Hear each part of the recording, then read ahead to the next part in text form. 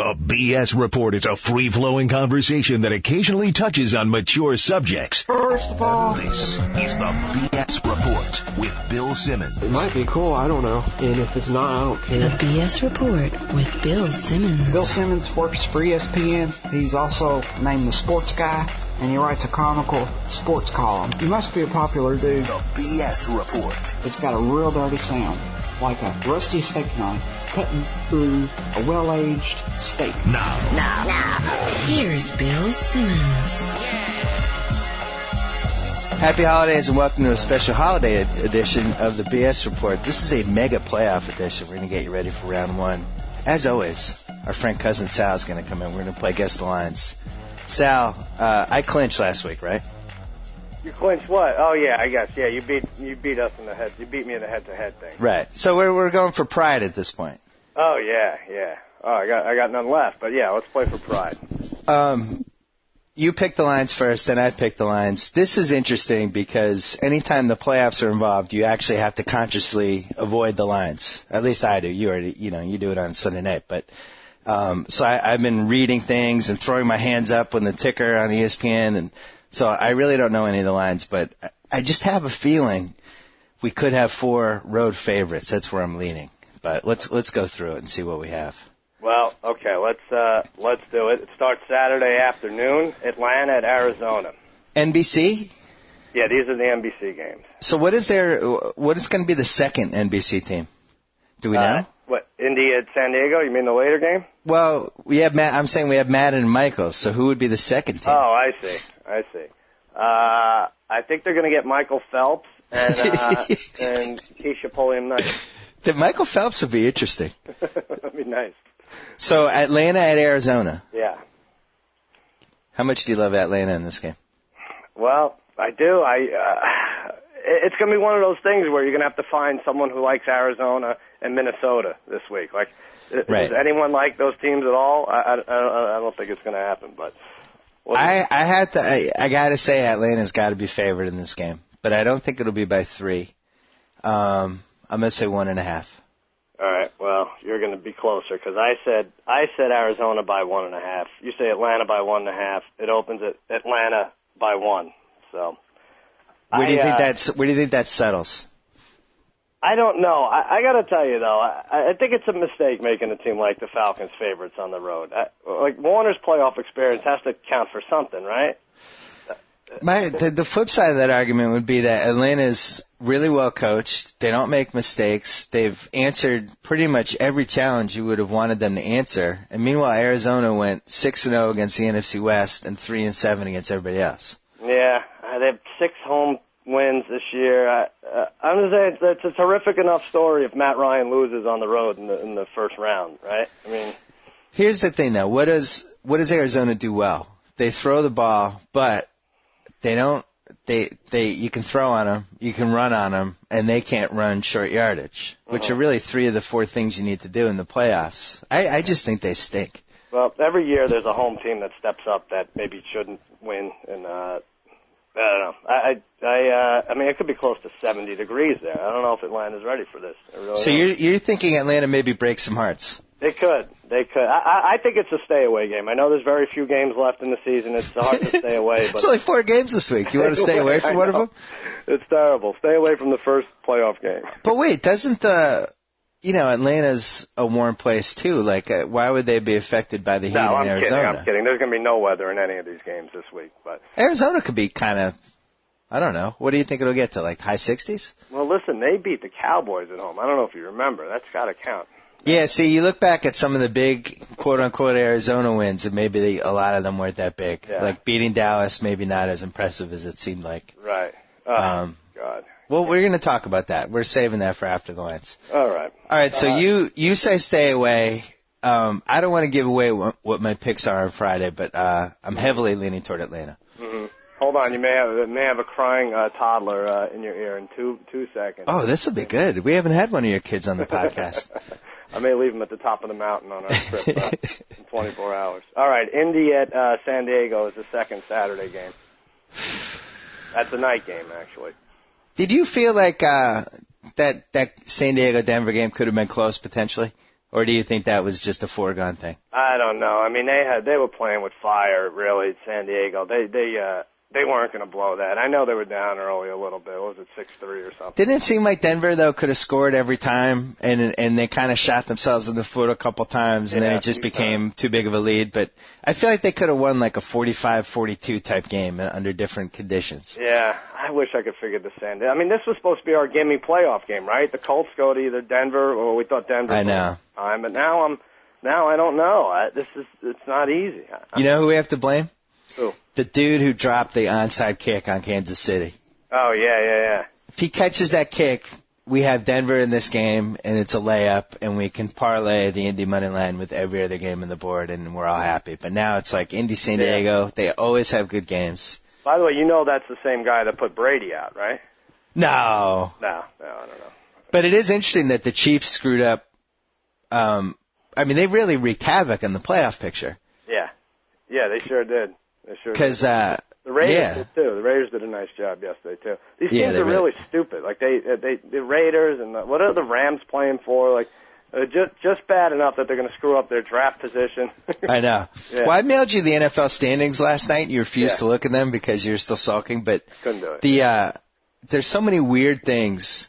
Mm-hmm. If you just look at the NFL standings, so many weird things that just jump out. But one of the things is that the Rams really didn't have a better season than Detroit.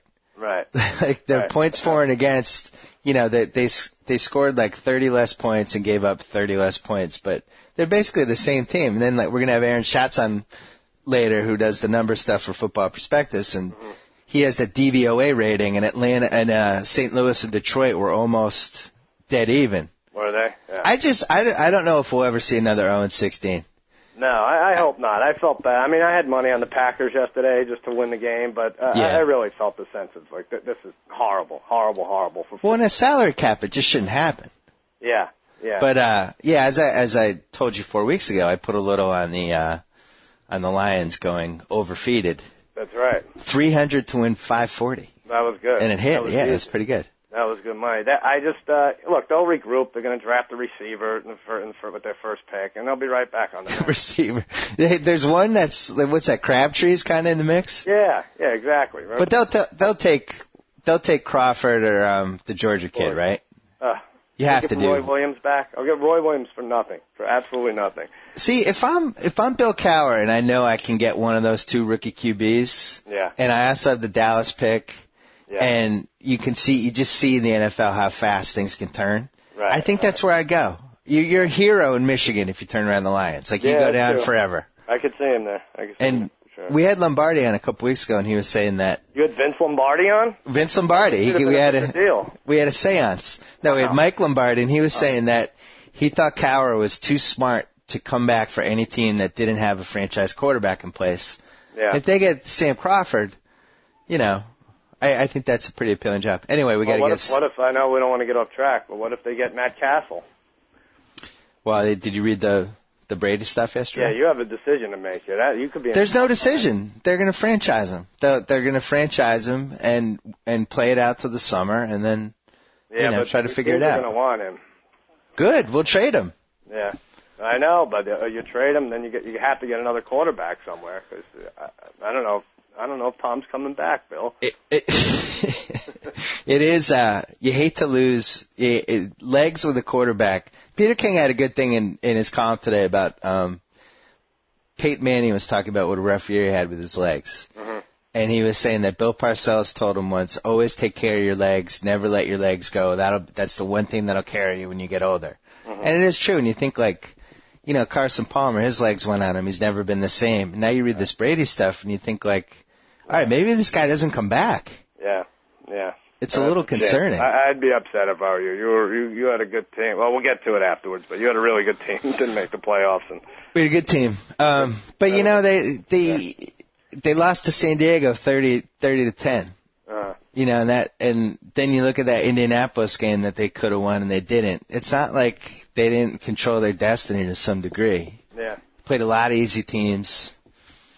And really, how far would we have gone? I don't know. Our buddy Hench seems to think we could have won the Super Bowl if we'd gotten in. I'm a little less enthusiastic. Well, Baltimore would have come to you, right? That's what it would have been. And that's a tough game. That was a tough one, but you could have won that. And then Pittsburgh. Pittsburgh. Yeah. That at was Pittsburgh. I don't know. I mean, I think these are all toss-ups. I think getting back to this year, like even I think these 4 games, we're not even through the second one yet, but I think these 4 games are tough to pick. I think next week we don't even get a break from it. Like, are you that confident that the Giants will beat the Eagles, or that Carolina will beat Atlanta, or that Pittsburgh will beat Indy? I don't know. I don't see any gimmies on the slate. It's interesting. Second-round favorites by like 8 points. I don't think we're going to see it. Yeah, I was going to say, do you think we see a team favored by more than 7 points this whole playoffs? I don't think so. The only way we do it if Minnesota advances, I think we see it. Minnesota. What if Arizona went to? If Arizona too. One of those two would have to advance. Yeah. But interesting. All right, let's get through this Colts. Wait, hold on. One last Castle thing. Go ahead. In all seriousness, with God judging you, and knowing if you're lying or not. I know what you're going to say. This is ridiculous. You don't know what I'm going to say. Of course, I would take Romo over Castle. You take Romo over Castle. Of course. So you still feel like Romo, you're not discouraged by... No. Look, Peyton Manning didn't win any big games for years and years and years. Like, this guy, this is a disaster he's dealing with T.O. and Roy Williams. Like, these guys aren't even good anymore. And they're like, imagine if, like, Derek Mason and Michael Clayton or Mark Clayton, whoever, said, hey, I need the ball more. You'd be like, screw you. You guys are average receivers at this point. Right. You don't reach for a first down when you're a yard away. You don't break off a pass route when anticipating a blitz. Like, they don't do the little things. These guys are lousy, and Romo deserves everything he gets, all of the criticism, but this is an impossible situation he's in. I'm glad Aikman defended him a little yesterday. I'm glad he stepped up. But. That was a nice defense. Yeah. It was really, that was one of your finest 75 seconds, I think, ever. Thank you. Really? Yeah, it was really good. You actually talked me kind of into feeling bad for Romo. Listen, look at all the good teams. I talked about with my buddy Darren for 12 years now, but all the good playoff teams they run, they play defense. We have 3 great running backs, 3 very solid running backs right now. Barber, Jones, and Choice. And when our defense wants to play, they play. Like that's all you need. Yeah. Castle finds Wes Welker, and like the Ravens get it done, and even Tavares Jackson finds Berry. Like, these guys are no names. Just focus around those 2 things, and you're fine. So, if they'd cut Terrell Owens 3 weeks ago, which I was advocating because it worked for the Pats with Terry Glenn, and I just think sometimes you're just better off not having the cancer and just filling people in and it kind of galvanizes the team, and they want to show they can win without him. Yeah. I feel like if they had cut Owens 3 weeks ago, they're in the playoffs. I don't disagree with that, and I stuck by Owens for longer than I should have, and I argued with you, but he should go. He should really go. I mean, there's nothing. He's just not even that good anymore. He's an average receiver. But the problem is Jerry Jones just won't do it. They're getting a new stadium. He likes to flash as much as anyone else, Jones, and I don't think he sees it as a distraction. I think he sees it as a failure on his part if he has to cut Owens. No matter it'd be interesting if they did get rid of him. I wonder who would take him. Yeah.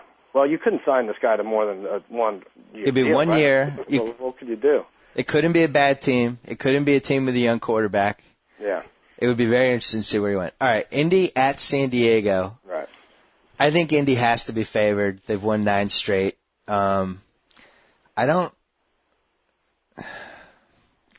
see Indy winning this game by 3, but I think the line's 2.5.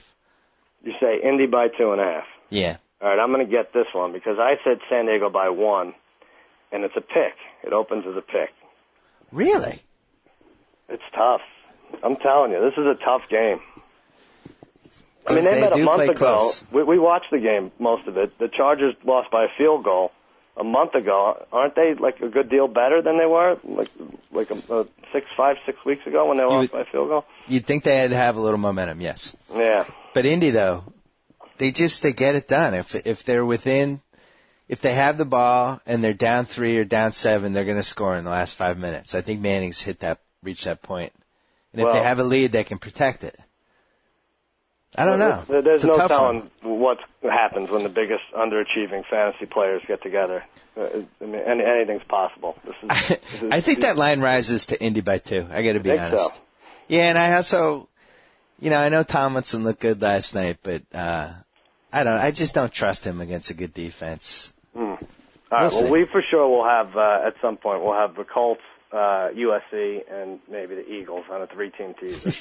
So let's not worry about it too much. All right. We're getting 10 all of a sudden. All right, Sunday early, Baltimore at Miami. And this is the CBS game. Yeah. I watched these two teams play, what was it, like 6 weeks ago? Mm-hmm. Remember that? And Baltimore went in there and they killed them. Right. And I watched that game and I thought, if they played this game 10 times, Baltimore would win by 9 of the 10. Mm-hmm.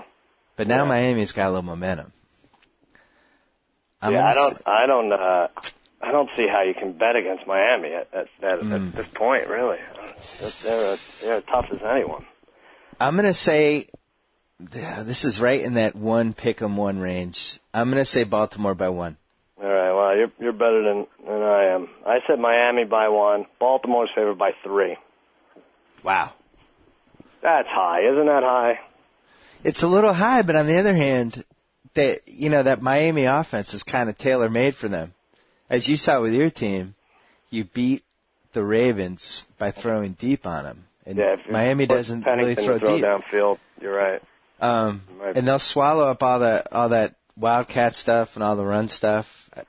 I like Baltimore in this one. All right. Well, let me just say this. Do you think Matt Ryan and Joe Flacco are going to go on the road? Like both? That's the thing. You have a rookie QB on one side, and you have Miami that just never turns the ball over ever. Yeah. They never turn it over. So. That's tough. I almost think like if Atlanta wins, we go against Baltimore. It's just both aren't going to happen. That's how stupid I am. That's how I think. Like one has anything to do with the other. Well, this game does scare me because sometimes you can learn too much from a matchup that happened too long ago. Yeah, right. And maybe Miami's just better now, and maybe they handle Baltimore better this time. But 6-7 weeks ago was a mismatch. Well, if there's a way to root for Tony Sparano but not Bill Parcells, I'm going to try to figure it out. That was kind of the underrated Cowboys aspect of this. I think he ran things. I really do. I'm starting to think that he kind of ran things over there, Sparano. Well, but how do they not? How is, when that job became open, how did he not get it 2 years ago? Jerry Jones. The priority one was keeping Jason Garrett happy, and which is just bizarre. It makes no sense now that we look at it. It's a mess, that offense. It just looks like he evaluated the wrong guy. Or maybe, the other thing I was thinking, maybe Parcells, kind of knowing he was going to leave, kind of poisoned Jones against Sparano a little bit, knowing that he'd hire him for the next job. Right. Because, Parcells does stuff like that. Yeah, he's known to do that. He's like, Jerry, I don't know, this Sparano. I don't know. He's kind of bad with detail. Yeah. And then knowing he's going to hire him. We got hoodwinked. We got hood with the Roy Williams trade, everything. What a disaster this is. You're as down, I think, as I've ever heard you about sports. Well, it's like, Mets, Cowboys. It's like this is the best time of year to be a Met fan when they're signing these free agents. It gives you a little glimmer of hope, and then something falls apart. But it's the worst time to be a Cowboys fan. So I run the gamut of emotions these last couple of weeks. But you might have to start drinking. You've spent your whole life really avoiding alcohol. Yeah. You don't like it. I think maybe you got to step in a little bit. Let me do you one better. I'm in this. I don't know if your listeners know, but I'm an undefeated professional wrestler. I won a match in June. Yeah. I was trained by Roddy Piper, and since then I joined a football pool with a lot of wrestlers. Yeah. You pick 7 games a week against the spread, and I'm in with like the Briscoe brothers and Freebird Michael Hayes and JBL, and so anyway, I've picked all year long, and I was in first place the last month of the season, all 4 weeks. I had a 2-game lead over Brother Love. This sounds ridiculous, but it's true. I had a 2-game lead over Brother Love. He went 3-4. I had to go 1-6 to tie. 0-6-1. I went all 7 games. So what's happened to your life? I don't know. You almost beat Brother Love in a football pool. You had your feud with Jeff Ross settled by Tom Cruise. Yeah. This has been quite a year for you. I know. You pinned Santino, even though your brother screwed up the one thing he had to do in the match, or your cousin screwed up the one thing he had to do in the match. Yeah, I won an Emmy somehow. You won an Emmy. Wow. Was your second son born in this? No, he was born last year. He was. Yeah. He was born this year? Yep. Yeah. That's a big year. Yeah. And then you got murdered by your two teams. Yeah, that's it. Well, that's one constant. That's not going to change. All right, let's hit the fourth game. Philly at Minnesota, Sunday afternoon. I'm telling you, find me one person who likes Minnesota. I'm not one of them. I know. That all those blitzes against Tavares, I watched him yesterday, and he's just a nightmare. He really is. The habit he has where he throws the ball as he's getting sacked, that will come back to bite him in January. Yeah. They almost blew it against David Carr and the Giants' second-string defense. They're really, really, really poorly coached. Yeah. He is the worst coach in the playoffs, I think, hands down. Yeah. First of all, for the young fathers out there, he reminds me a lot of Mr. Noodle on Sesame Street. Right? He acts like him, too. Just a silly man on the sidelines. But is there any doubt the guy who plays Mr. Noodle is going to go to jail like the principal from Ferris Bueller? They're just going to find copious amounts of porn on his computer. I'll tell him out. I like that guy. I'm going to say anytime Andy Reid has a significant edge in the coaching matchup, that's never a good sign for whoever the Eagles are playing. I'm going to say, does it go to 3.5? No, Eagles by 3. Wow. All right, you hit that exactly. I don't know why, but I thought it would be a pick. But, yep, you hit that right on. Wow, you thought it was a pick with Tavares Jackson. I can't believe, I know, you're right. And you're right. I mean, all four, well, I guess Indy San Diego is a pick, but 3 road favorites this week. Well, one of them's going down. No. Yeah. 4 road favorites are not winning in round 1. That's just not going to happen. Yeah, it can't, right? Although, on the other hand... Who has the best crowd out of those 4? Minnesota. Minnesota has the best crowd, and they're going to need it. Yeah. I would say that as a gambling stay away that game, as much as I'm enthralled by betting against Tavares. Yeah. I just don't, Andy Reid and McNabb and that crappy Eagles team in the Metrodome, it's a little frightening. It's one of those things like Peterson breaks a 70-yard run, they're down 7. Yeah. McNabb throws a pick, field goal, 10-0, Westbrook fumble, 17-0, crowd's going crazy. Like, you just want to kill yourself if you're the Eagles. Well, everyone is in love with the Eagles right now. That's just coming off that slaughter. They caught your team at the optimal time. Yeah. Well, we had a 40-point loss coming. It wasn't this week. It was next week or something. But hold on. We got one more minute. Yeah. Super Bowl odds. Oh, Arizona. I didn't look. You saw them? No, I just called them up right now after we did the lines. All right. Arizona at 50-1, Atlanta at 20-1, Baltimore 12-1, Carolina 5-1, Indy 10-1, Miami 25-1, Minnesota 25-1, Giants 5-2. Ugh. Eagles 10-1. That's retarded. Steelers 9-2. San Diego 10-1. Tennessee 6-1. I gotta say, I think the Colts are the best bet. Really? 10-1 is nice odds for them. Wow, 10-1. I said when they were 8-4, I said jump on them. They were only 13-1 or something. Remember the AFC NFC Super Bowl line kind of jumped up for some reason. Remember, it was like over. It was like 4.5, I think, at one point. Right. Now that line shouldn't be higher than 3 now. No, I think it's actually 1.5. I thought I saw. Yeah. Oh, interesting. So who do you like out of all those teams? You know what? I like Steelers and Giants to meet up. I think you probably can get 10-1 on that, or maybe not that much, but 8 or 9-1. Oh, you're talking about the Super Bowl matchup bet? Yeah, I think. Do they have that? Oh yeah, they had that. Hold on, our friends at an illegal gambling website. No lines currently available. They didn't have it. By the way, I just want to thank you. I know we don't have time, but you showed up to Jimmy's yesterday, and you helped me because there were 25 bozos there, and if I had to answer one more time, what do the Saints have to do to make the playoffs? I mean, it's the worst week of the year for me. Every 5 minutes, they're idiots. Like, but the Cowboys don't have to win to get in, right? What are you worried about? You helped me out with that, and I wanted to strangle some of those yesterday. You know what you looked like yesterday? You looked like a guy who had already been convicted of a crime, but was now going in for the sentencing. And you just had that small smile on your face, just total doom, and you're just like, hey, this is my fate. I watched, it is what it is. I watched the first half outside by myself. I had a little hoodie. It was kind of chilly for L.A., and I was like, I just have to be alone.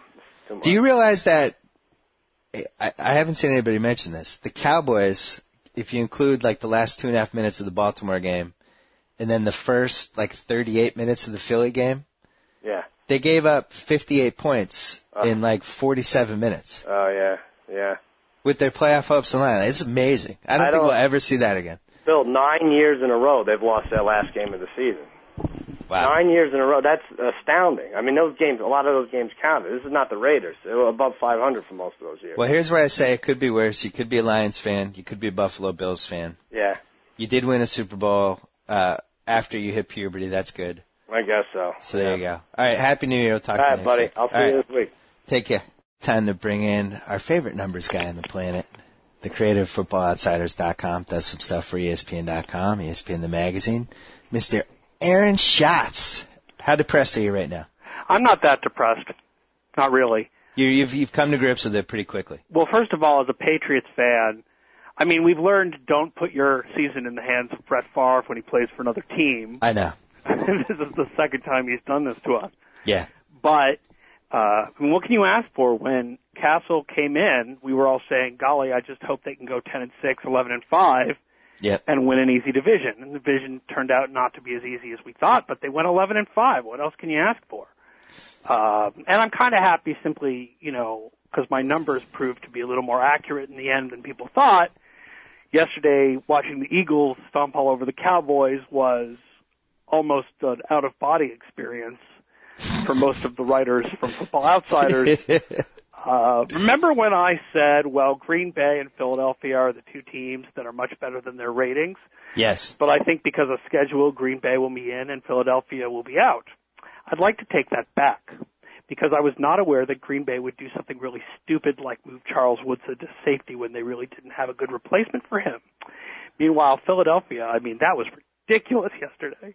Well, you said, didn't you write that Green Bay made history with all the under 7-point losses? Yeah, they're close to history for the most losses by less than a touchdown. I don't think they ended up a game away from history, but. Well, it was funny because the team that was number one on the list was a favorite of mine, the 2-14 Patriots in 1981, who lost like every game in the last minute. It was an amazing season. Yeah, it's the quote-unquote Pythagorean projection, a thing Bill James came up with for baseball, but it works for other sports. And you simply project wins and losses based on points scored and allowed, and usually it comes pretty close. Yep. And if a team plays better than that, they're probably going to decline, and if they play worse than that, they'll probably improve. Yeah. And Green Bay is the 9th most quote-unquote unlucky team since the merger. And the average team out of that top 10 won 2 or 3 more games the following year. I mean, that 2-14 Patriots team went 5-4 in the strike-shortened season. Remember when the Bucks in 2005 went 11-5 and nobody believed in them except our numbers? Mm-hmm. That team's on that list. The Packers are in for a good season next year. The Pats, I remember, lost one game on a Joe Ferguson Hail Mary. And it was like the first time I'd ever watched a Hail Mary live, and it was like just getting stabbed to death. It was unbelievable. Especially like I was like 11, so you care about sports so much more back then. It was like, really? We just lost on that? Like you just like getting I hope that Doug murdered. Flutie was able to pull the knife out of your body a couple of years later. Yeah, it's true. When you're talking about the points for, points against, there were some weird numbers this year. Like Green Bay, they scored 419 points, gave up 380, finished 6-10. Yeah, I mean that's one of the biggest differences of all time. San Diego, 8-8, scored 439, gave up 347. By the way, the team with the biggest difference last year, that was quote unquote the most unlucky team last year, was Miami. Who the points scored and allowed said were more of a 5-11 team, not a 1-15 team. Well, then look at them this year, 11-5. That makes a lot more sense. It makes a lot more sense. And this year they happen to be the team that was overperformed points scored and points allowed more than any other team. 345 scored, 317 given up, and they went 11-5. Yeah. That's pretty weird. And weird season. If you want the Denver Broncos season in a nutshell, it's this. Based on points scored and allowed, they were actually played better than you would have expected. You only would have expected them to win 6 games, not 8. So they're not a team that kind of folded at the end. They're a 6-10 team that was pretty much lucky all the way. Yeah, and I think, man, I'm so mad I picked them yesterday. I should have known better. I just thought they'd be able to throw on San Diego and get the cheap touchdown. They were. Yeah. Yeah, I know. It didn't matter because San Diego could throw on them. These are like two of the worst defenses in the league. I know. And Champ Bailey was hobbling, and watching him trail guys down the field was painful. Well, not as painful as DJ Williams. Oh, my God. He looked like he was drunk. He's just staggering around chasing tight ends. That was one of the worst games I've ever seen defensively. Well, at least DJ Williams probably knows what plays to run, what to do on each play, so he's got it all over Roy Williams in that case. You know what screwed it up with Denver for everybody is right when it looked like the wheels had come off and their season was done and all that stuff, they went into the Jets. They went in the Meadowlands right after the Jets had beaten Tennessee, and they just thrashed the Jets. We're like, whoa, Denver, what happened? Maybe they're – but as it turned out, the Jets just stink. And, you know, it was a totally deceiving win. But we see that 4 or 5 times a year where there's just a deceiving, weird win that throws everybody off. Yep. I mean, you get it the other way, too. I mean, obviously the easy playoff storyline for Football Outsiders is Philadelphia is the best team in the league despite their lack of luck during the season, and don't be shocked for them to win it all. Well, that sounds great. And then you go, okay, that's nice. How did they only score 3 points against Washington last week? Right. Like, seriously, what happened last – that kind of screws with the storyline, doesn't it? I mean, they were awful in Week 16 when they could have clinched a playoff spot.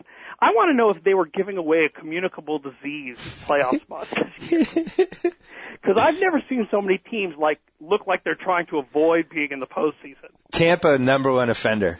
My God, the Patriots was my God, there's a team that got better as the year went along and played its best at the end compared to all the teams that backed into the postseason or had sure spots in the postseason and fell out because they went and did things like lose to Oakland even though they were playing at home. And by the way, Oakland's best player wasn't playing. I know.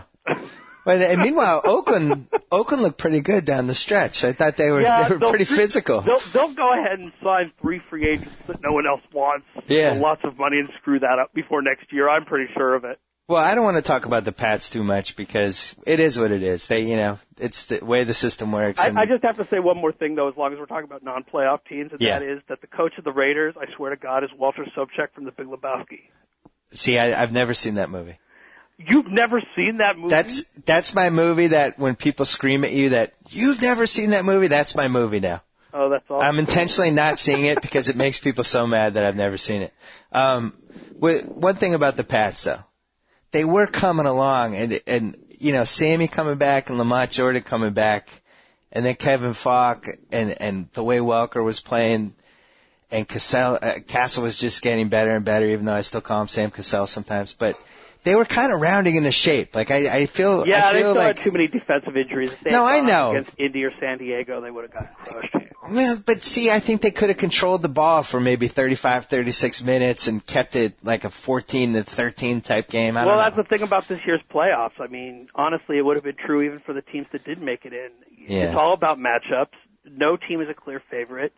Every team has certain things that they do, that there's teams that they don't want to play, teams that they do want to play. I mean, everybody in Indianapolis yesterday they could not have rooted for Denver any harder. Oh, I know. Oh. And it's not like the Colts are a different team depending on who wins the AFC West. It's just a question of matchups. They just match up way better against Denver than they do against San Diego. Well, and also the Indy-San Diego games are always really competitive for some reason. Yeah, well, there are clear reasons for it. One is, the fact is that even though he's great against no matter who he plays, Peyton Manning still struggles against 3-4 teams compared to 4-3 teams relatively. Yeah. If you look at the quality of the defenses and, he's basically superhuman against 4-3 teams, but merely really, really good against 3-4 teams. But that does make a difference in how the Colts play. And the fact is that San Diego is more of a running team, even though their running game wasn't as good this year as years past. Denver was much more of a passing team this year, even though they did run the ball well with 900 different running backs that they were picking up off the street. Yeah. And, there's a lot of reasons why San Diego just does better against the Colts than Denver does. And that might be the closest of the four. That might be the closest of the 4 wildcard games. It might be the only one where I wouldn't favor the road team. And that's solely because of the matchup, because otherwise, if it was Indy-Denver, that would be Indy by 12. Well, we see this in every sport. Sometimes there's just teams that they play another team and they have more confidence than normal.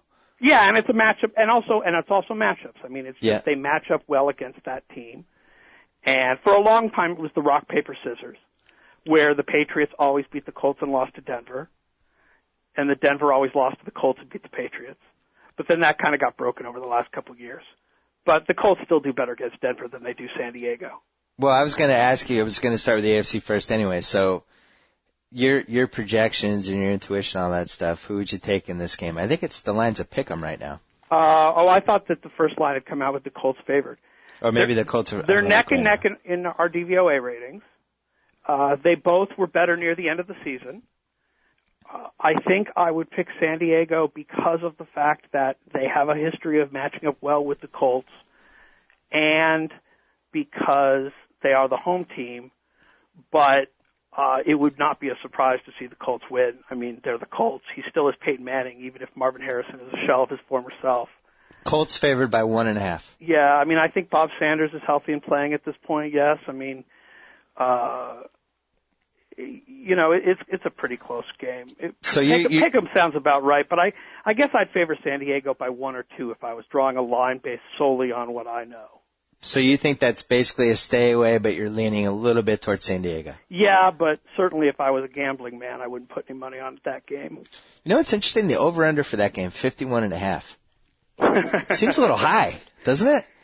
Oh, yeah. I mean, San Diego's defense is pretty bad, but you all kinds of crazy things happen. So you'll see games with over/under like 50, and they'll end up being 13-3. I know. I hate over/unders. I hate the over/unders. We started playing around with a system to pick over/unders this year, and it was miserable. It had such a horrible losing record. I stopped posting the picks. No, it's totally random. It makes no sense. Kind of like a fool's game. I will say, though, that the Colts are the type of team that defies your system a little bit because they kind of play to the level of whoever they're playing, and then they pull it out in the last 8 minutes. That's true, but it's not necessarily always the case against San Diego. I think the Colts could easily win the Super Bowl this year. They're definitely in it. I just had our friend Cousin Sal on before, and we were going over the Super Bowl odds, and the Colts were 10-1, seemed like the biggest bargain. Yeah, I would say so. I think there's 7 teams that legitimately... I mean, every team can legitimately win it. Obviously, we learned that last year. Yeah. But there are 7 teams that have a pretty darn good shot. Would you include Atlanta in that 7? No, simply because I don't think their defense is good enough. So who are the 7 then? Philly, Baltimore, Giants, Pittsburgh, Tennessee, Carolina, Indianapolis. Not necessarily in that order, although that is the order they finished the year in our ratings. You're throwing Philly in there. So you're saying Philly can win 4 games on the road after we watch them. They could also get crushed by 30 30 if they go do stupid stuff early in the game. I mean, they're driving me crazy, but they are really good. And the fact is that over the second half of the season, they did a good job of fixing the problems they had early on, particularly the short yardage situation with Kyle Eckel. That being said, there's still no explanation for what the heck happened against Washington, so it's not like I'm saying, oh, yes, absolutely, we're going to see another 6th seed win it all.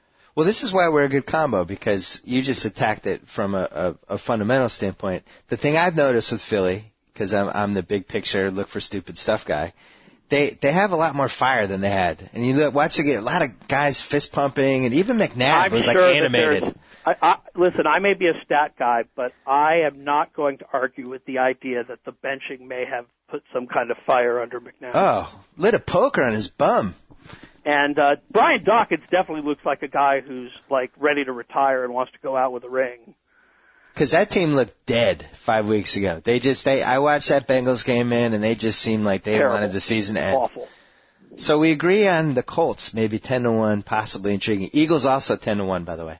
The thing is, I guess they're both hard. They both have to go through the all-road wild card thing, But as we saw this year, in the year where home field advantage died, it's possible. That is true.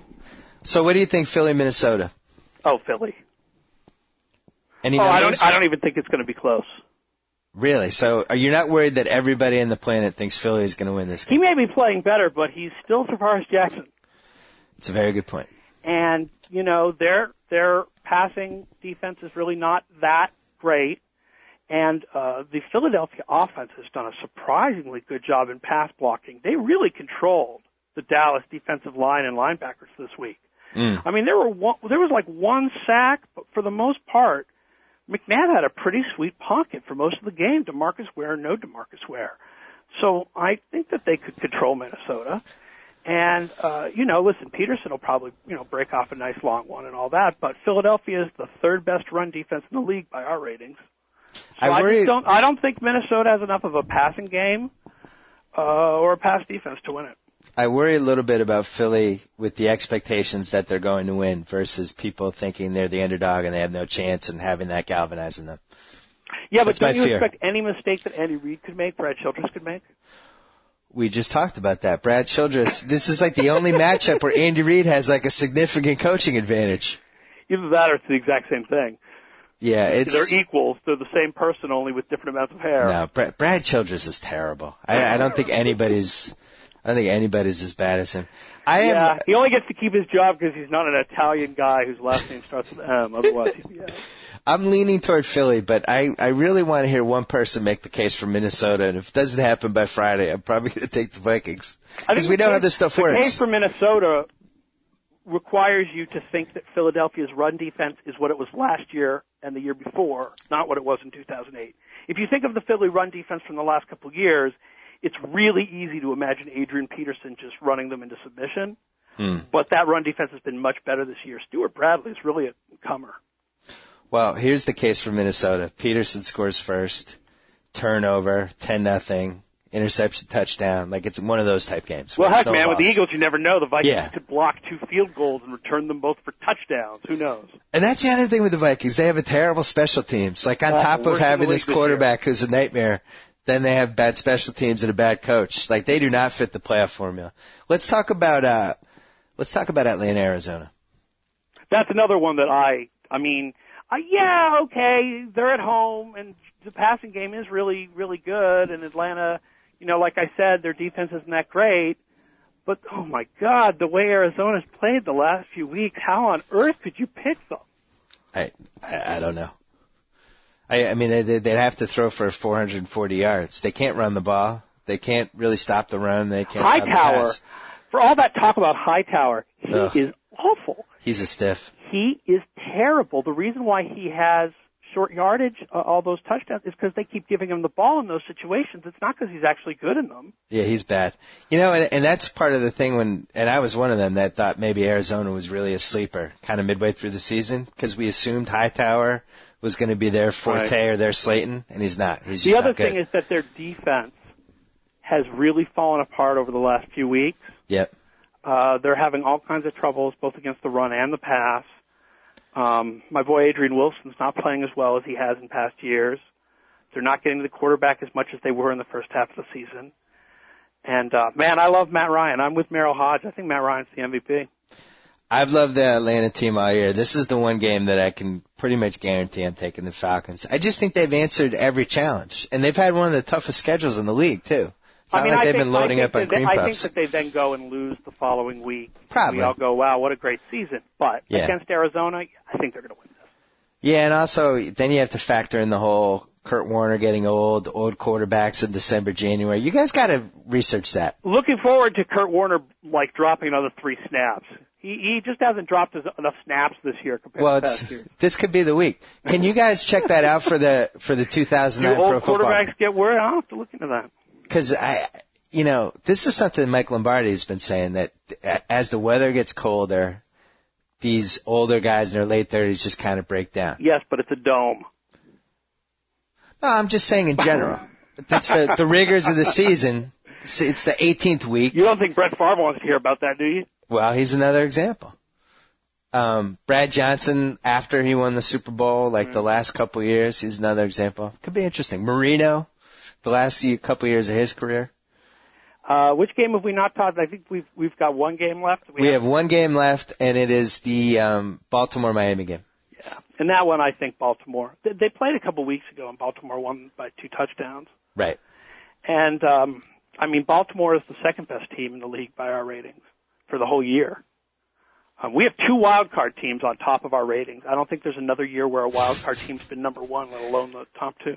Crazy season. Although our ratings are tightly packed. The Giants in Pittsburgh and Tennessee are all tightly packed in there with Philly and Baltimore. It's not really a big difference, but I think Baltimore's the better team in that one, and unless you have a couple of wildcat plays where the fact that the Ravens defenders get so hyper for turnovers causes them to be totally out of position. Yeah, I think Baltimore's the better team, and they should win that one pretty reasonably. I agreed with you that I watched that Baltimore-Miami game, and Baltimore just killed Miami. But as it turns out, I just looked it up. Week 7. That's a long time ago. That is a long time ago. Then again, the fact is that the Wildcat is actually not as successful now as it was even then. No, and they it's totally controlled the Wildcat, I believe, and the right. Wildcat has become less effective as teams have gotten more of it on film and realized how to counter it. You would think that Miami's offense is tailor-made for Baltimore because they stuff the run, they give up deep balls, but Pennington doesn't really throw deep balls. Yeah, well, the shocking thing is Pennington's thrown deep more often this year than for example, Brett Favre has. But and Ted Ginn's been playing a little better. But yeah, I think. But they've gotten some luck. They'll cover Devone Best pretty well, and the tight ends are the kind of things that they could do well against, and I think they'll win the game.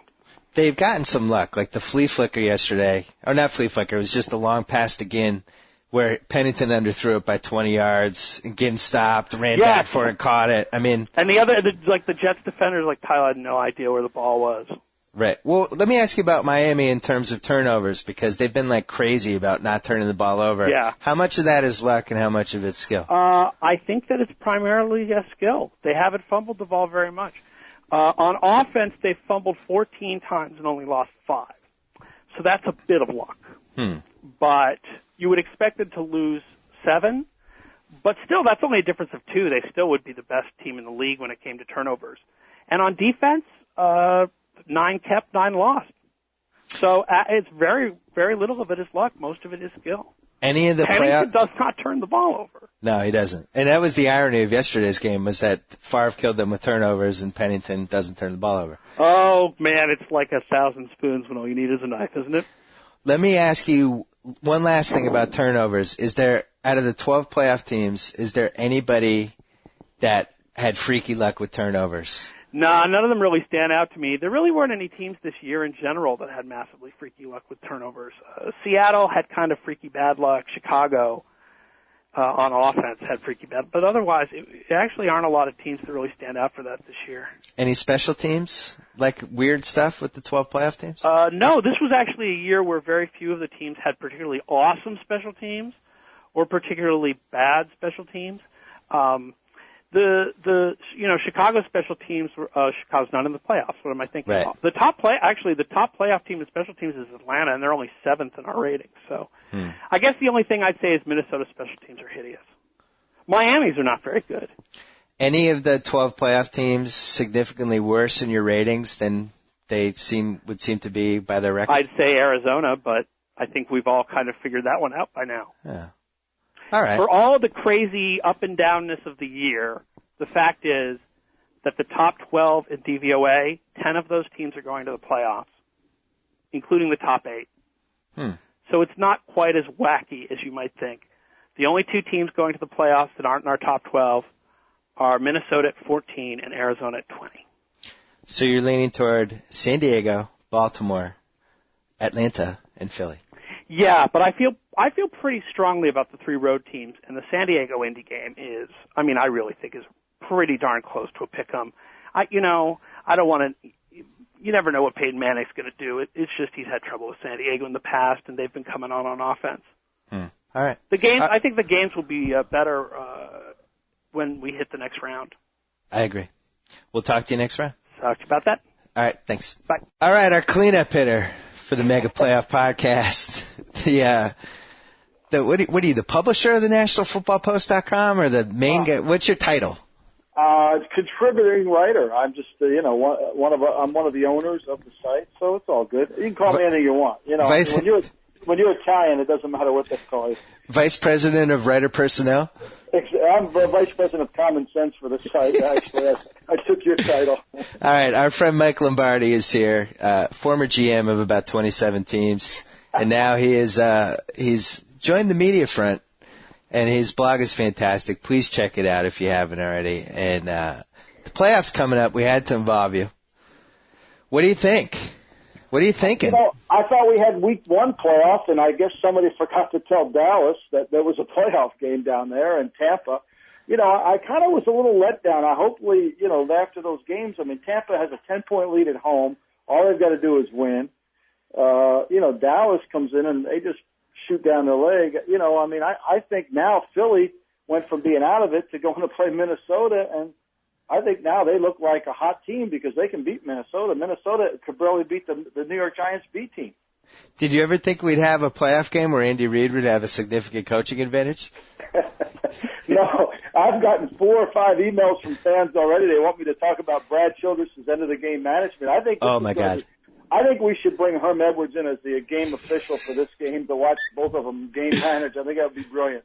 I think Brad Childress had Herm Edwards on speakerphone during that final drive just to make sure he was screwing it up correctly. It was unbelievable. It could be. I think Herm should be like the coin flip guy, come out with the purple sweater vest instead of the red one, and then he could flip the coin, and you know, and then he can consult both sides. Well, actually, before we get into playoff game stuff, I got to ask you, what am I going to do next year? They took away Herm is going to go. They took away Romeo. They took away Rod Marinelli. What do I do for comedy? I'm really only going to have Andy Reid left. Well, you know, it's a little bit like, you know, in the 80s, you thought once those porn stars left, you'd find other porn stars. It's the same thing. You're going to find new stars somewhere. So you think let's face it, you're going to find somebody. I mean, you can adapt rather easily. There'll be somebody coming in that'll work into your Final Four fairly quickly. Well, it looks like Wade Phillips might stay, which is good for me. And I think Norv potentially might stick around. But I need somebody to film the Herm unintentional comedy void, and I really need somebody to fill the Romeo Crennel just staring blankly ahead at the field and not moving void. And I don't know who that's going to be. Well, I'll tell you what, Jack Del Rio, the last 6 weeks of the season, has certainly given Romeo a run for his money with that stare. Oh, my God. What happened to that team? I just think there's just a lot of bad chemistry in the locker room, and I think the coach doesn't like the players doesn't like the coach, and I think there's a lot of bad blood, and you could just feel it. I mean, body language tells you a lot, and Jack Del Rio's body language, you know, obviously wearing the bad leather coat hurts, but beyond the bad leather coat, he was bad. And so what happened with Philly's body language from that Cincy game to last week where it's like, you know, the Rocky III beach run and they're hugging each other and they're fist pumping, and how did that switch so fast? You know, winning does it all. I mean, winning cures it all. And I mean, look, Philadelphia, they thought they were dead. They couldn't beat Washington. Jim Zorn, there's another one for you. He's certainly going to work his way into your lineup next year. He will. And his game management certainly is always questionable. But I think that you have to, you know, I mean, they're left for dead by the Redskins beat them, and then they come in here and they blow out the Cowboys. I mean, it's just, for me, it's amazing. And one win, you know, one thing we know in December, a one-game winning streak can take you a long way. Well, let's talk about that Eagles-Vikings game, because I have 2 fears of this game. The first is that I just worry that nobody will be able to make any sort of case for Minnesota, and everybody's going to love the Eagles. And whenever that happens, something bad might happen. But then the other thing is, you know, this Philly team seems to be at its best when everyone's ranking on them and talking how they have no heart and their season's over, and they kind of rally around that. What happens now that they're kind of turning into the sleeper of the NFC a little bit? Is that good for them? Well, you know, if they play the way they did with the way Jim Johnson played with his defense on Sunday, they're going to be tough for Minnesota, because Minnesota is a little bit like Dallas. They don't have enough diversity in their offense to be able to handle all the stuff that Jim Johnson brings. And I think this is a game where, you know, you just got to hope that Donovan and Brian Westbrook are healthy, because that's all obviously the Eagles' offense. And if they can score some points, now they've done it. They've gone to Cincinnati and they've laid an egg. They've gone down to Washington and laid an egg. Offensively is where they've struggled in the last 4 or 5 weeks trying to move the football. So if they don't lay an egg on offense, they should beat Minnesota. I mean, you know, Tavares Jackson, if he's the starter and all these zone blitzes, this is a Bill Simmons special if you ever saw one. Is this Tavares is just tailor-made for this team like nobody on the planet? You know, it really is. And, you know, I think that, you know, the way Philly plays first down run defense, it's so difficult to run the ball on them because they blitz that Adrian Peterson won't get going, and that'll force the ball into Tavares' hands, and that's when the mistakes start to happen. And, you know, the equalizer is the dome. Now, you think the dome should help the home team, but I don't know in this case. I think Minnesota and Arizona might be the two worst playoff teams I've seen. I mean, San Diego, certainly talented, and what they did last night was not unexpected, but these two are not very talented teams. And the X factor with the Minnesota home field advantage, which is usually great, is that I'm not sure how much the fans believe in this team. I don't think they like the coach. I don't think they trust the QB. And it seems like one of those things that if it starts to go downhill even a little bit early on, they're going to check out on the team. No doubt. I think, and they don't. It's not even sold out yet. Right. And that tells you everything you need to know about what they think of their team. And they know that their team was fortunate enough to get into the playoffs. And, it took a 50-yard Ryan Longwell field goal just to make it in. I mean, so I think that nobody's buying the Minnesota Vikings. And when you're one-dimensional like the Vikings are, it's either 9 routes or running the ball. That's tailor-made for a Jim Johnson style of defense. Hold on. Let's rehash the last minute of that Minnesota game because it was really amazing. So what were they, on the 40 with like a minute left? And they ran the clock down to, I think, 9 seconds, and they were going to kick a 37-yarder. No, 45-yarder. 45. Then I think they got the penalty, correct? They got the penalty. So then they decide, well, we're going to try to get a little closer, and they called the out-of-bounds slant pass by Tavares that almost like went into the first row, followed by the 50-yard field goal that the guy somehow made. It was an amazing sequence. Yeah, it really was. And I mean, and it takes all of that for them to win the game against the Giants. And this is, remember, we lose sight of this. This is David Carr. I mean, this is David Carr. They got a chance. I mean, they got 1st and 10 with 36 seconds to go at the Giants 30, and the next thing you know, they're trying to field goal from the Giants. They move backwards. So you've done a nice job on your blog of really breaking down the dumb clock management. I actually think you should give out the awards for like your top 10 favorite botched clock management down the stretch performances. But an underrated one yesterday was Carolina New Orleans with Carolina somehow leaving a second on the clock. Yeah. Even though there was no reason to, and then they kicked the ball out of bounds. Not like New Orleans, you're on the 40-yard line, whatever, but it was just kind of bizarre. We've seen a lot of more weird clock management stuff than I think we've ever seen before. Yeah, and the one that drives me the most insane is like when the Cowboys give up those cheap 3 points, they fumble at the end of the half, and the Eagles pick up 3 before they go in. Yeah. Or another team yesterday gets a field goal that they shouldn't even expect it because the team won't even run the clock down in the 2-minute drill. And it's just the Bucks are another classic bad game management team. And yesterday they had the ball with 2:25 to go in the half, and they give it back to the Raiders, who really don't want to do anything with it, but they end up moving the ball down the field. But they have a 21-second drive, the Tampa Bay Bucks, before the half. And you can't do that. I mean, that's something that's not going to happen in New England. That's something that's not going to happen in Miami. That's something that's not going to happen to teams that understand, the worst thing that can happen is to get through the halftime at the same score we are currently. I've been really impressed by Baltimore with connecting the little dots and tying up the I's and the T's, all that stuff. That'd throw them in the mix too, right? No doubt. He does a great job. And, if the head coach isn't going to call, and, Tom Coughlin's another one. If the head coach isn't going to call offense or defense, then he's got to manage the game. And John Harbaugh manages it really well, and so does Tom Coughlin. I mean, you don't see Tom Coughlin making any mistakes when it comes to game management. It's hard for you to find him. I like to watch it. I learn every time I do, and I think if you don't watch games with the mindset of managing the clock yourself like a fan would do, then you're not going to learn, because every game's a learning experience. Well, and Belichick is another one who does it that way. I always wonder why every coach just doesn't say, hey, I'm going to hire my offensive coordinator, my defensive coordinator, and I'm just going to oversee both of them, and that's my job. I'm the head coach. Like, why do these head coaches also try to, run the offense like Andy Reid did before he finally handed it over? I think they try to get their personality involved. But, going back to Belichick yesterday, I think if I was a college coach, and I'm going to write this, I would take that tape that Belichick had of a windy game and how he managed that game in the wind.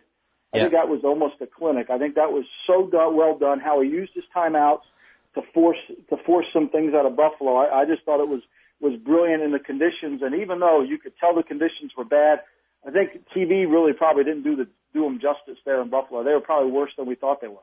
And you and I are both legitimate, serious, habitual Belichick Kool-Aid drinkers, but still, this was an amazing job by him this year.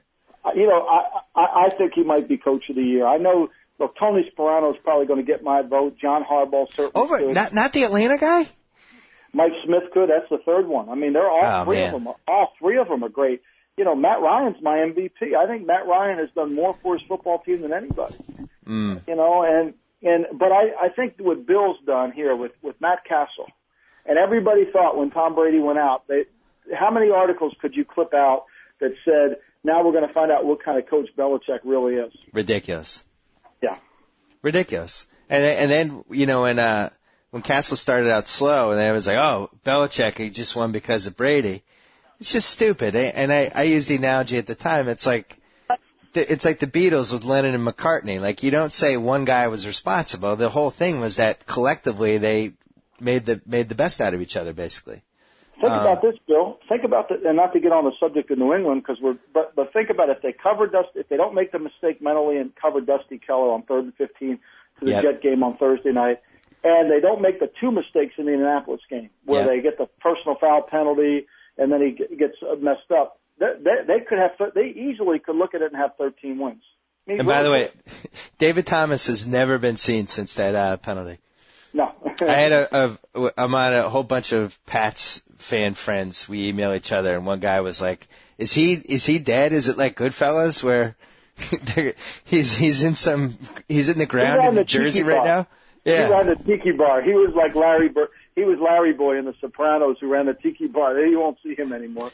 Well, I will say the Dustin Keller play, that was a little bit of a microcosm of the season because our linebacking core was so depleted that's what happens. You leave a tight end wide open on 3rd and 15 because you don't have the talent.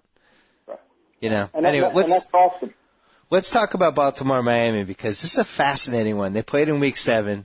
Baltimore destroyed them. But I think Miami's gotten better since then. They've gained a little more confidence and they've kind of similar teams in terms of being very well coached, don't make a lot of mistakes. They try to cause turnovers but the difference is you can beat Baltimore by throwing deep on them, and I'm not sure Miami can throw deep. Seems like this is a game Baltimore should win.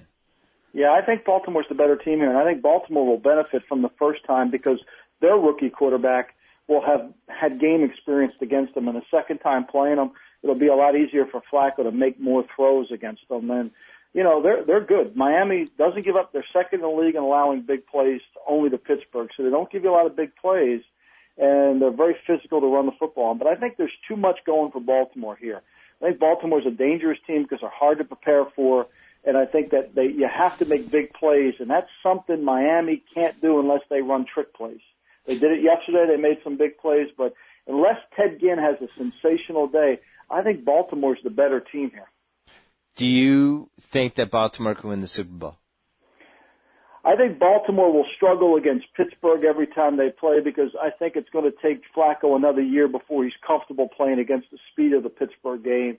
And I think Baltimore's offensive line, in their inability to pass protect, will catch up to them at some point. But I think they have the elements. I think they've got great coaching offensively. I think Cam Cameron's really an underrated coach offensively. I think he does a tremendous job. And Baltimore's so hard to prepare for that, you know, defensively, that, you know, they're just a surprise. They come in there, and it's going to take a veteran quarterback like a Peyton Manning, a Tom Brady, somebody like that ilk to be able to throw the ball consistently on them and make the plays. The thing about Cam Cameron, which I always think is interesting with the NFL, you can have a guy there's this little zone where you could be overqualified to be an assistant coach, like just slightly, but you're not quite good enough to be a head coach. And he's one of those guys. If he's your offensive coordinator, it's a huge asset. Huge. You know what I mean? It's a little bit like your friend Malcolm Gladwell, the new book that he wrote about the violin players and about how you have to have experience. Even if you're talented, you have to have experience at your craft. And I think that's what's happened to Dallas. You know, Jason Garrett may have intelligence, but he's not a child prodigy. He needs experience on the job. And unfortunately, when you watch Dallas on offense, his inexperience is showing up. Now, Cam Cameron, on the other hand, he's a very, very talented, and he's got enough experience. He knows how to make key calls at key points of the game, which is what the playoffs are all about. I thought it was interesting in the Baltimore-Dallas game. I think it was Dion talked to Ray Lewis. We mentioned this in the second quarter. These guys never mention it before the game when I can gamble on it. But Dion said Ray Lewis was like, this team's perfect for us. They run such a simple offense. It's just we're going to eat them up. Like he was like, I've never seen Ray more confident. Why? I don't understand how Dallas, with this Jason Garrett, who's this alleged head coach to be, and they had to pay him more to lock him up. How could they have a simple offense? Well, it's amazing. I think that Jason doesn't have enough. It's like a fighter pilot who doesn't have enough training in the plane. I think that's the best analogy I could give you. He just doesn't have enough, and he starts out the game with a little bit of a game plan, and they'll move the ball a little bit in the first drive. But as the game wears on, the problems start to creep up, and that's what happens in the NFL. These guys that are cap guys that want to run NFL teams, it looks really good to do it when they're picking players, because everybody can pick a player here, but when the problems start, who's going to solve the problems? And that's what's happening down in Dallas. They can't solve the problems offensively. They don't know whether they shift motion, how they attack. Tony Romo exposed it when he said, we didn't start figuring out Baltimore's defense until the fourth quarter. That can't happen. That happens when Michigan goes out to play USC in the Rose Bowl. Yeah. That usually happens there. It shouldn't happen in pro football. Does Dallas' season go any differently if they waived Terrell Owens 3 weeks ago? No, because I think all the problems, because Roy Williams isn't ready to be the number one guy. Roy Williams doesn't work very hard. Or the number 4 guy. Or the number 4 guy. I think Roy Williams hurt their team more than helped them. He doesn't work hard. So there's another guy in the locker room that they got to deal with who have to push and motivate. And we know that the head coach, he needs self-starters. I mean, if he were a kindergarten teacher, he'd have all the kids at Freetown would be out in the play yard. I mean, there's no control. And so I think that's really the problem there. I think that's what happens. And T.O. being there just doesn't really help him or hurt him. I mean, it's just one more guy. It's just one more guy. You wrote about the law of threes, which I loved. And, the 3 types of groups of players. And if you have a cancer, the important thing is not to allow him to spread his cancer to other players. And it seems like T.O. kind of did that. No doubt. But, you got Tank Johnson in there who's a complainer who doesn't want to work hard. You got Pac-Man and his circus. So it's like all the holes in the boat. You can't get them all plugged up. Right. And then there's not enough experience on the staff to be able to deal with the problems. And I think that's, where Tom Coughlin, he's got rules and regulations that once a guy goes outside there, he'll ignore them and get them separated. Plexico Burress, for example. But in Dallas, there's no rules or regulations, so it's all just a kind of almost like, and I called it a circus, and I think that's what it is. Well, geez, I mean, how do you think Jerry Jones would have handled Steve Smith punching Ken Lucas? Probably would have just told Wade to put him back in the game. We've settled it. We settled it in-house. We don't want to talk about it. Right. Hire a PR firm to handle it, and I think that's what happens. But, that's why they call this professional football, because you need professional coaches to run teams. Do you think that Parcells kind of hoodwinked Jerry Jones a little bit with Tony Sperano? Because they hired Wade Phillips 2 years ago, and meanwhile they had this guy who's obviously a fantastic coach who the players love, who's detail-oriented, like everything you'd want, and yet they didn't hire him, and they went outside, they got Wade Phillips. I wonder if, like Parcells, I mentioned this to our friend Sal, I wonder if Parcells was, feeding misinformation to Jerry Jones because he knew he wanted to take Sperano wherever he went. I think Jerry was going to manage this game. He felt he was losing because his defense wasn't exotic enough. And Wade solved that problem. And that's why when people want Wade's job, the way Jerry looks at it, and you have to look at it the way Jerry does. You can't look at it the way you and I do. Jerry's looking at it on just a simple, Wade's my defensive coordinator / head coach, and their defense up until yesterday was playing pretty well. Okay. Up until the last 2 plays. And so he thought he could get more defensive coaches in there, more exotic defensive scheme, and that's why he went with Wade. His other choice was Norv, because if he went offense, then he was going to get Norv to come in and be the offensive coordinator / head coach. So you think you're going to stand by that Dallas defense comment, even though they gave up 58 points in a 44-minute span against Baltimore and Philly? No, I said up until the last 2 plays and this game. They were playing pretty good up until those last 2 plays, yes.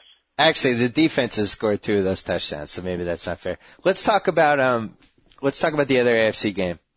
Indy San Diego. These 2 teams always play close games. Probably the hardest one to predict, I think, out of the 4. I'm not sure what to make of San Diego. Are they good? Did they just, because basically if the Chiefs guy catches the onside kick, their season's over, and now all of a sudden I'm wondering if they could beat the Colts. Like, do you think this is a mirage? Are you sold on them at all? What are you thinking? I thought they played their best game. By the way, if Herm doesn't call 2 needless timeouts, they're not here either. That game was a joke. Yeah, if he doesn't call 2 timeouts without any need for calling them, he has timeouts to manage his game, and he kicks a shorter field goal, wins the game. Right. But that's another story. I think this is the best San Diego has played the last 2 weeks. They're finally at a point now where they're not going to be great on defense, but they're at least fundamentally structured on defense where you're going to have to drive the ball down the field on. They're not giving up big pass plays all the time. Yep. And then conversely, they've been so good on third down. Now they've controlled the ball more. And so last night they had the ball 36 minutes. The week before down in Tampa they had it 33 minutes. When they played Indy the first time, they were not playing nearly this well on defense. They're playing better, but so is Indy. And I think that LT was probably as close to being LT as I've seen him all year last night. Now, I was going to ask you about that. Is he feeling better, or is Denver's defense just a complete atrocity? I think, Denver's defense is a complete atrocity, but I think his jump cuts and his burst in his lower body was back last night. And you know what else is back? His arrogant body language in the sidelines. Yeah, he's back. He's back. And so, they're playing better, San Diego. Indy's playing better. I think this is obviously the best game of the weekend.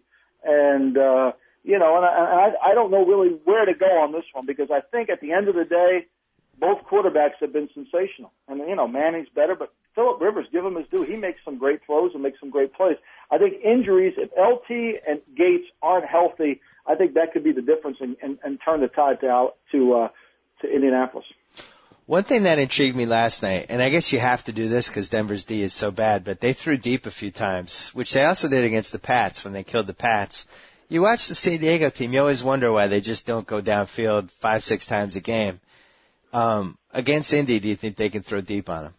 Well, I think what happened last night was Denver was just committed to the running game. I mean, any play action pass was 20 yards down the field. Yep. And I think once you can get LT back, that opens up your whole play action pass package. There's times where DJ Williams is 2 yards up in the line of scrimmage last night, and they're throwing the ball down the field. I do think they can throw it. I think Indy is now in a little bit of a betwixt and between because they typically don't want to give up big plays. They want to play their front. But I think now they got to worry about San Diego running the ball, which in the first game they didn't have to worry about. So there could be some big plays, especially like that first play of the game where the pass interference penalty, that was against the Tampa 2 coverage, and, they just made a heck of a play. Well, I'm wondering, this has been such a goofy season, and there really hasn't been a totally dominant team except for maybe the Giants.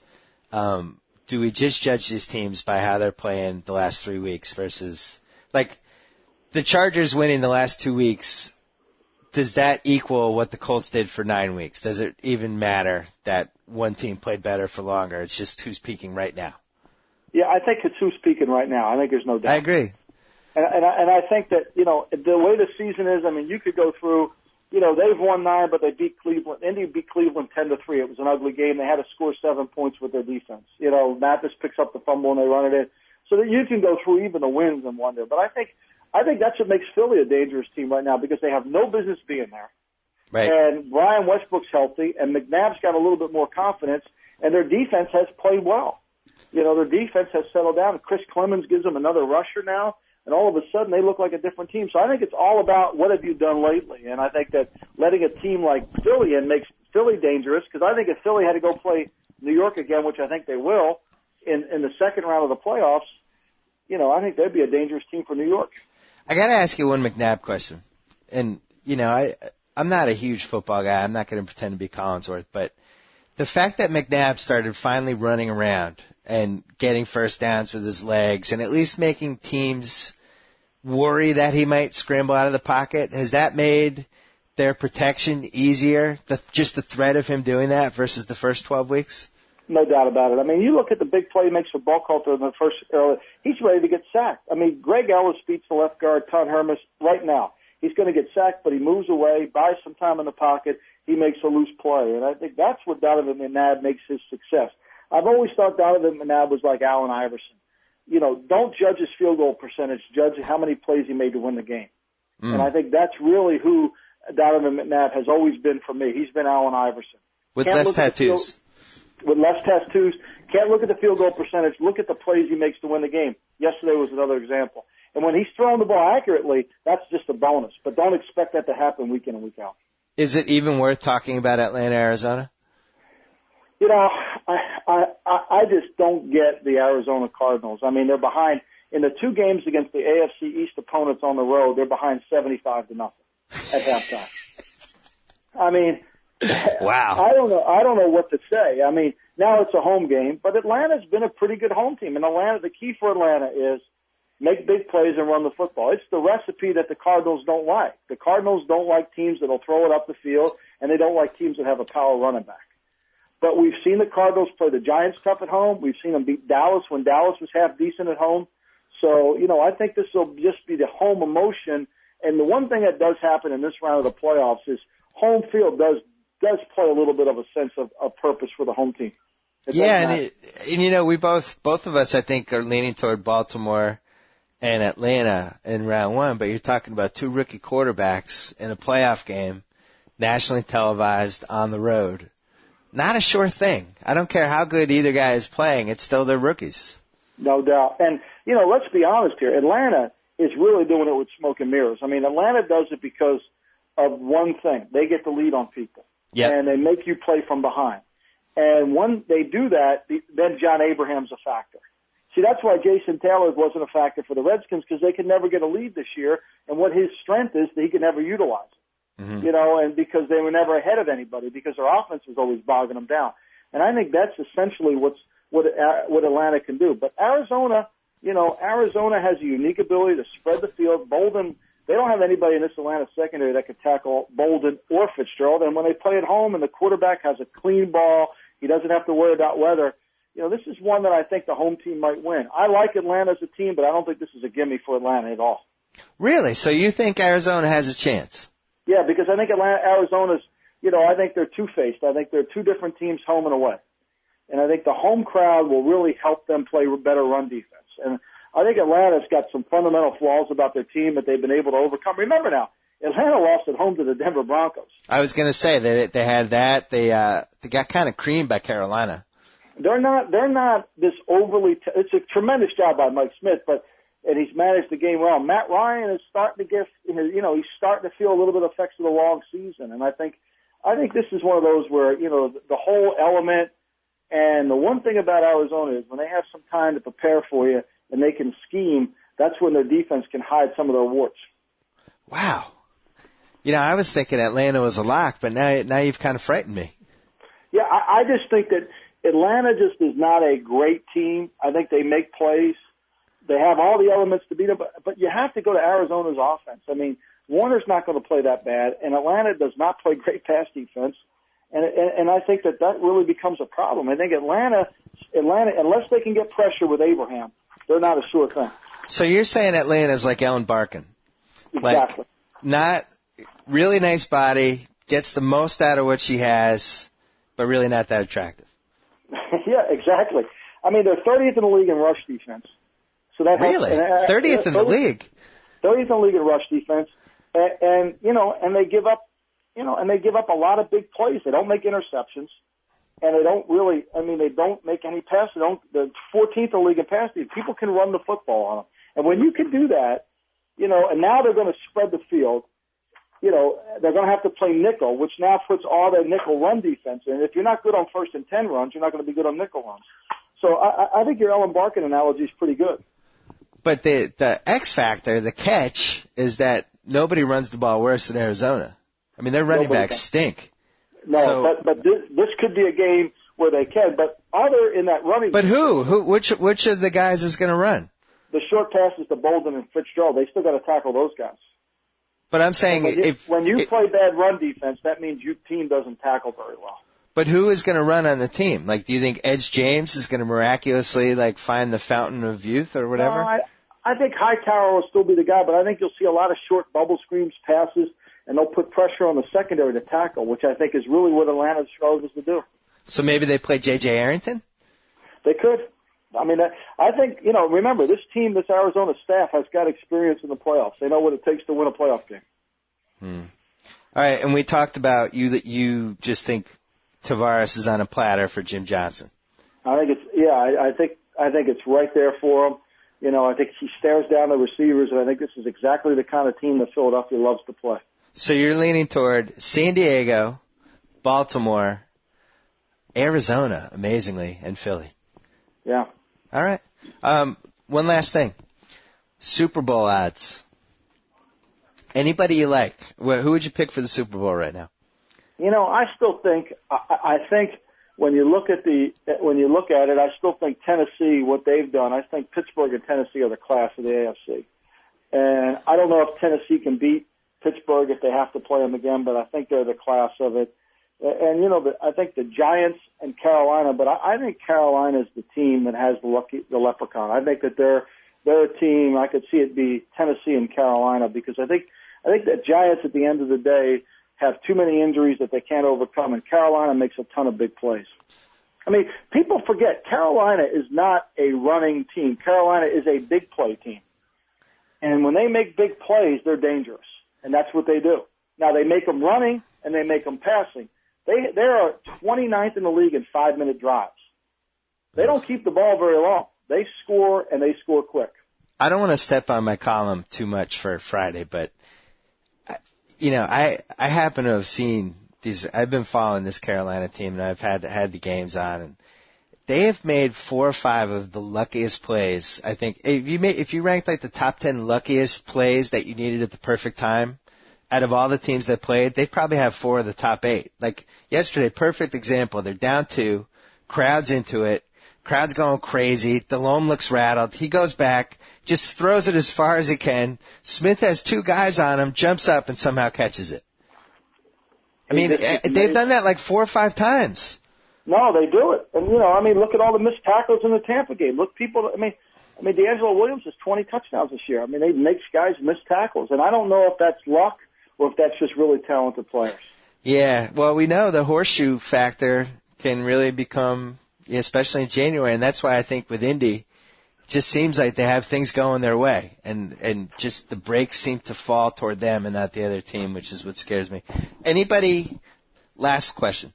So you got Baltimore 12-1, Indy at 10-1, Philly at 10-1, and San Diego 10-1. Probably your best long shot bets, unless you like Miami at 25-1. Do you think any of those teams have a long shot chance? I think, Baltimore certainly has the elements of a makeup of a team that could get to the Super Bowl. Even with Flacco? Even with Flacco, because they're hard to prepare for. Okay. Defensively, they're hard to prepare for. And I think that Pittsburgh and Indy are still, Pittsburgh and Tennessee are still good. Indy is obviously with Peyton Manning, you can't go wrong with them. But, I like Carolina. I'm worried about New York. I don't really like any other team other than Philly. I think Philly's got, when things go as well as they went for Philly yesterday, you almost say this could be their year. So this is going to be some crazy playoffs. That's the conclusion we've reached. No doubt. No idea what to expect. Just expect the unexpected like it's been all year. Although I do agree with Peter King that if Brandon Jacobs is healthy, the road goes through the Giants. There's no question. Yeah, I think the Giants have to do 2 things. They got to find a way to make big plays, and they got to stop their penalties. And I think that's what's hurt them more than anything. They got to find a way to make big plays. And I think that Brandon Jacobs is good, but when you're 30th in the league in penalties and you have a false start, 2nd and 15 is hard for a running back to convert. All right, my friend. Happy New Year. We'll talk to you in a week. Same to you. All right. Bye-bye. Talk to you. Target the sign off. Whoa. Thank you for downloading the BS Report with Bill Simmons. Too much fun. Check out more podcasts at the iTunes Music Store or at Pod Center at ESPNradio.com. Peace out.